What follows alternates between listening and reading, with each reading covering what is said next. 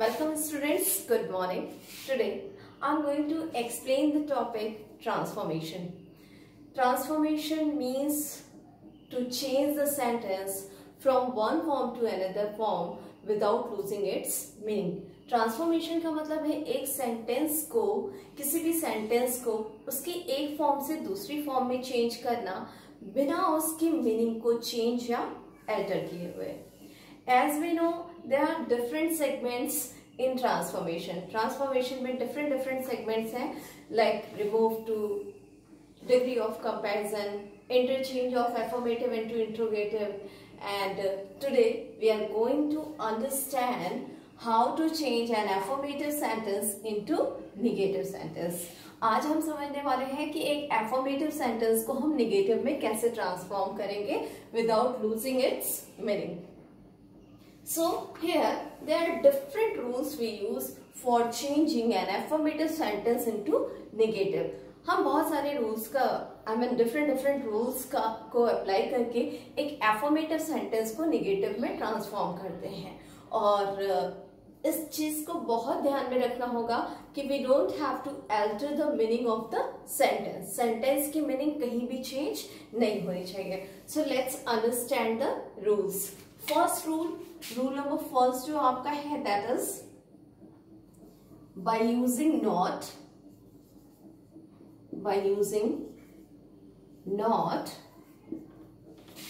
before the opposite word,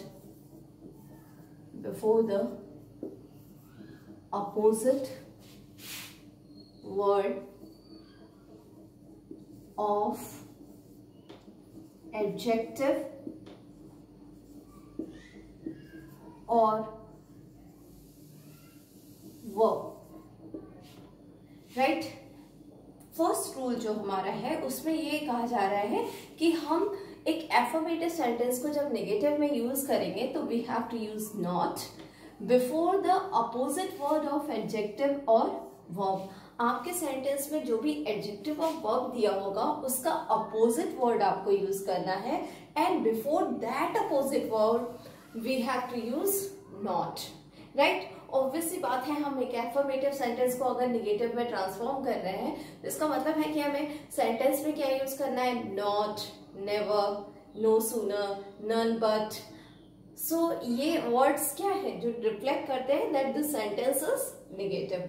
so first rule, चलिए इसको समझते हैं with the help of example. यहां मैं फर्स्ट एग्जाम्पल ले रही हूं, like she is a beautiful girl. She is a beautiful girl. हमें एक एफर्मेटिव सेंटेंस मिला हुआ है जिसमें लिखा है she is a beautiful girl. अब इस सेंटेंस में हमें क्या है, beautiful मिला है, that means एडजेक्टिव मिला है. अब हमें क्या करना है, एडजेक्टिव के पहले नॉट का यूज करना है. और ध्यान देंगे जब भी हम ट्रांसफॉर्मेशन करेंगे तो सेंटेंस का टेंस किसी भी कंडीशन में चेंज नहीं होना चाहिए. तो हम इसको कैसे करेंगे, लेट्स सी. सबसे पहले subject she is, helping verb आपका यहाँ पे दिया हुआ है इज. नॉट का यूज हमें किसके पहले करना था, बिफोर द एडजेक्टिव. बट यहाँ पे एडजेक्टिव वर्ड का हमें क्या लिखना है, अपोजिट लिखना है. तो ब्यूटीफुल का अपोजिट क्या हो जाएगा, अगली. अब यहाँ पे अब्यूटीफुल है तो ऑब्वियस सी बात है कि जब हम यहाँ पे अगली लिखेंगे तो अगली के पहले हमें क्या करना होगा, आर्टिकल का यूज करना होगा. एन अगली girl. She is not an अगली गर्ल. यहाँ पे बात हुई थी she is a beautiful girl. अब हमने यहाँ पे इसको ट्रांसफॉर्म करके नेगेटिव में चेंज कर दिया है, शी इज नॉट एन अगली girl. Now moving on, next example, next sentence, एक और सेंटेंसेस से समझते हैं. Like Sita loves Ram. ठीक है, ये सेंटेंस आपको मिल रहा है, सीता loves राम. अब यहाँ पे क्या है, इस सेंटेंस में हमारा हेल्पिंग वर्ब क्या है, हिडन है. ये एक ऐसा सेंटेंस है जो प्रेजेंट इंडेफिनिट टेंस का सेंटेंस है.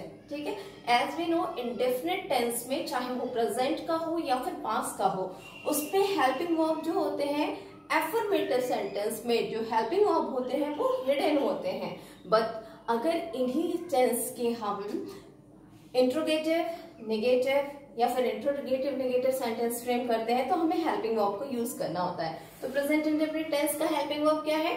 डू और डस। तो सीता के साथ हम कौन सा हेल्पिंग वर्ब यूज करेंगे?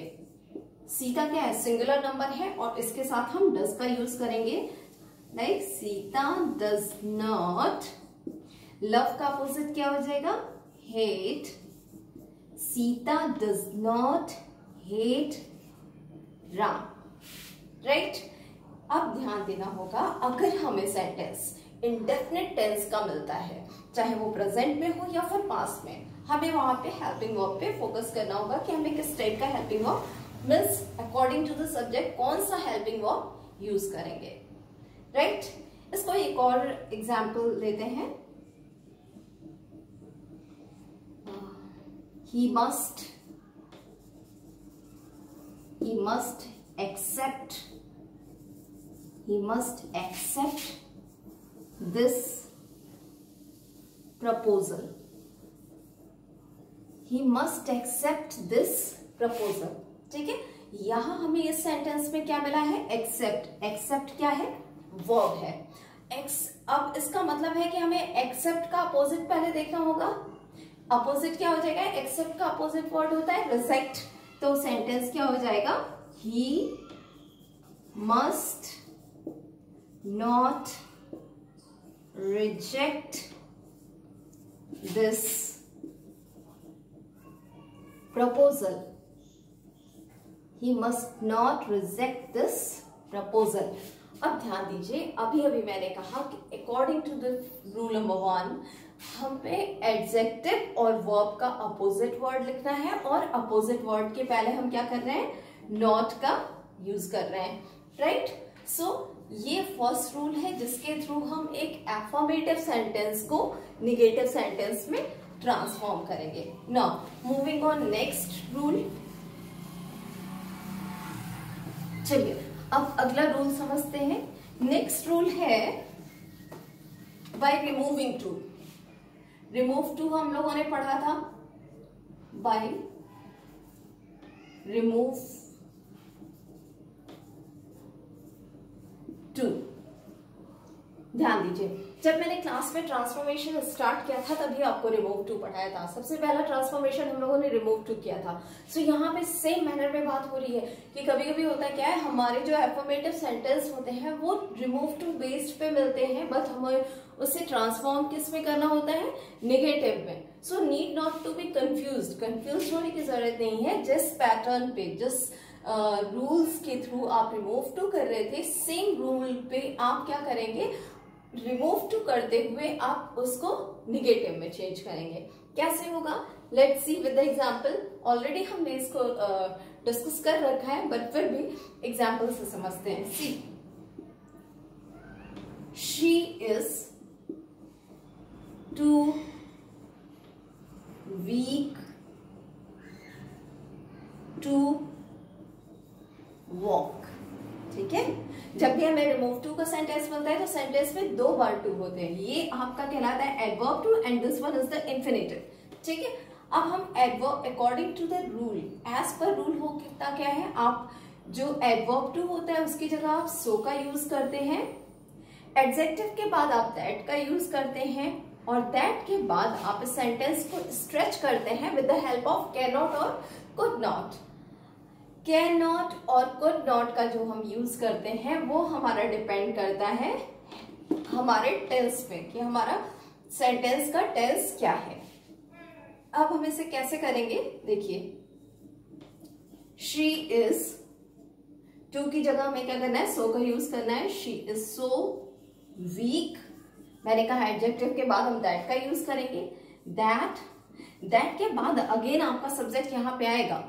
सब्जेक्ट क्या है? शी, तो हम लिख दे रहे हैं शी। ये प्रेजेंट टेंस का टेंस है तो हम क्या कर रहे हैं? कैन नॉट का यूज कर रहे हैं। That she can not walk, that she can not walk. She is too weak to walk, वो बहुत कमजोर है वॉक करने के लिए, तो यहां हमने लिख दिया she is so weak that she can not walk. Remove too ही हो रहा है, पैटर्न सेम है, बट ये क्या है, सेंटेंस एफर्मेटिव है, हमने इसको निगेटिव में चेंज कर दिया है। क्यों? क्योंकि हमने यहाँ पे क्या किया है, कैन नॉट का यूज किया है। और अगर यही पास्ट टेंस होता तो कैन नॉट की जगह क्या यूज हो जाता, कुड नॉट। अब नेक्स्ट सेंटेंस एक और देखते हैं इसमें, ठीक है।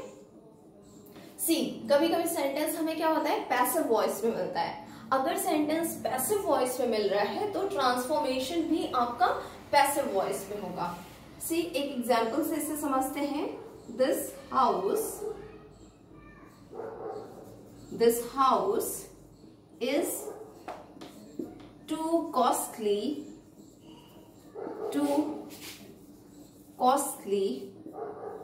to be purchased.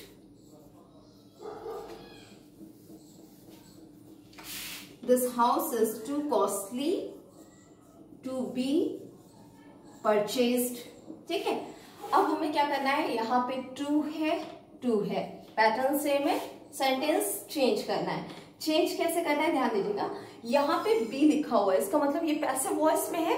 अब ये पैसिव वॉइस में है तो इसका ट्रांसफॉर्मेशन भी हमारा किस में होगा, पैसिव वॉइस में होगा। कैसे होगा, देखिए, दिस हाउस इस टू की जगह मैंने कहा था सो का यूज करेंगे। This house is so costly adjective हो गया, और एडजेक्टिव के बाद हम दैट का यूज करेंगे। दैट हाउस का प्रोनाउन क्या हो जाएगा, it. That it can not be purchased. ठीक है, यहां क्या हो रहा है, आपको सेंटेंस पैसिव वॉइस में मिला था, this house is too costly to be purchased.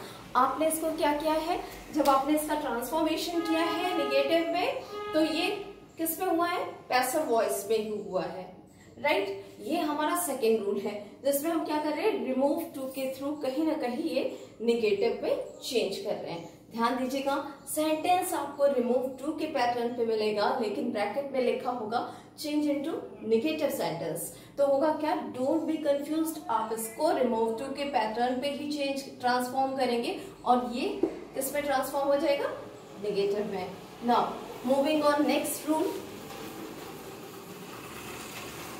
अब नेक्स्ट रूल समझते हैं।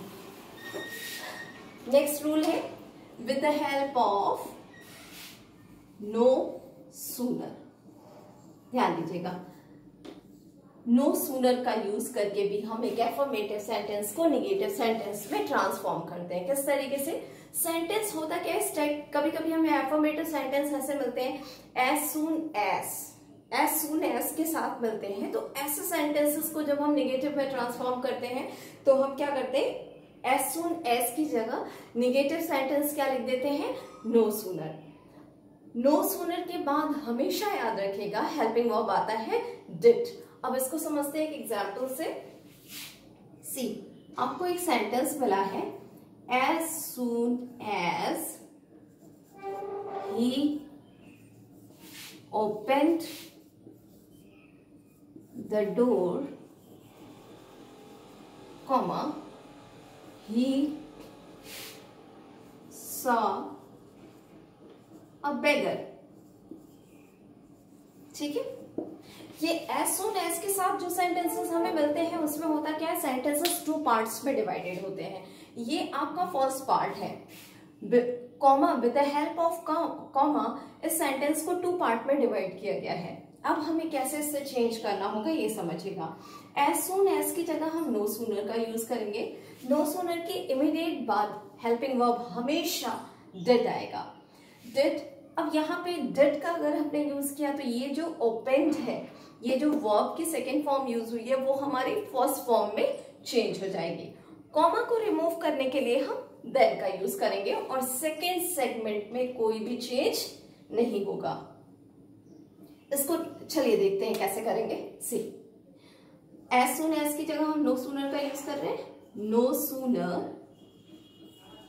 नो सूनर के बाद हमने कहा है हेल्पिंग वर्ब आप हमेशा डिड का यूज करेंगे।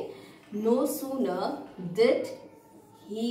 अब यहाँ डिड आ गया है तो ऑब्वियसली हमारा ये जो फॉर्म ऑफ द वर्ब है वो फर्स्ट फॉर्म में आ जाएगा। ये सेकेंड फॉर्म था, आपका फर्स्ट फॉर्म में आ जाएगा। Did he open the door. Comma को रिमूव करने के लिए हम क्या करेंगे, देन का यूज करेंगे। Then he saw a beggar। Then he saw a beggar।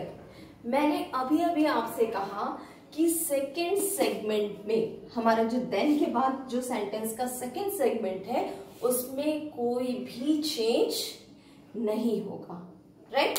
No sooner का यूज करके हम क्या कर रहे हैं, फर्स्ट सेगमेंट में चेंज करेंगे। नो सूनर के बाद हेल्पिंग वर्ब डिड आएगा। कॉमा को रिमूव करने के लिए हम देन का यूज करेंगे और सेकेंड सेगमेंट आपका इंटैक्ट सेम रहेगा, इसमें कोई भी चेंज नहीं होगा। चलिए इसको एक और एग्जांपल्स देखते हैं, इसके एक और एग्जांपल देखते हैं। Like as soon as he saw a lion, right, comma, as soon as he saw a lion he climbed a tree। ठीक, सेंटेंस दो पार्ट में मिल रहा है आपको। यहाँ पे आपको कॉमा मिला हुआ है। अकॉर्डिंग टू द रूल आपने कहा एज सून एज की जगह हम क्या यूज कर रहे हैं, नो सूनर। आप कह रहे हैं नो सूनर। नो सूनर के बाद हमारा क्या होगा, हेल्पिंग वर्ब किसका यूज करेंगे, did. No sooner did he saw का क्या हो जाएगा, फर्स्ट फॉर्म आ जाएगी। Did he see a lion. Comma को रिमूव करने के लिए हम क्या करें, ये कॉमा रिमूव करने के लिए देन का यूज कर रहे हैं। Then he climbed a tree. No sooner did he see a lion, then he climbed a tree।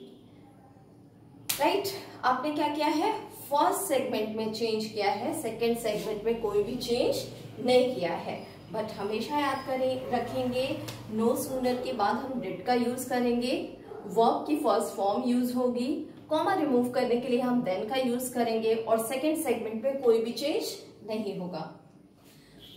अच्छा, यहाँ एक चीज और ध्यान देंगे, ये जो मैंने देन का यूज किया है, ये देन क्यों यूज किया है इसको समझेंगे। बेसिकली यहाँ पे मैंने सून का कंपैरेटिव डिग्री लिखा है सूनर, ठीक है।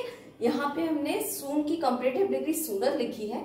तो आप क्या कर रहे हैं, जब भी आपने देखा है डिग्री ऑफ कंपैरिजन में हम लोगों ने पढ़ा था कि जब भी हम कंपैरेटिव डिग्री का यूज करेंगे तो उसके साथ होगा क्या, देन का यूज होगा। तो यहाँ पे इसीलिए हम लोग देन का यूज कर रहे हैं। सो टुडे आज हम लोगों ने अभी सिर्फ कुछ ही रूल्स पढ़े हैं। नेक्स्ट लेक्चर वीडियो में रिमेनिंग जो रूल्स रह गए हैं for transforming affirmative sentence into negative, उनको पढ़ेंगे नेक्स्ट लेक्चर वीडियो में, ठीक है।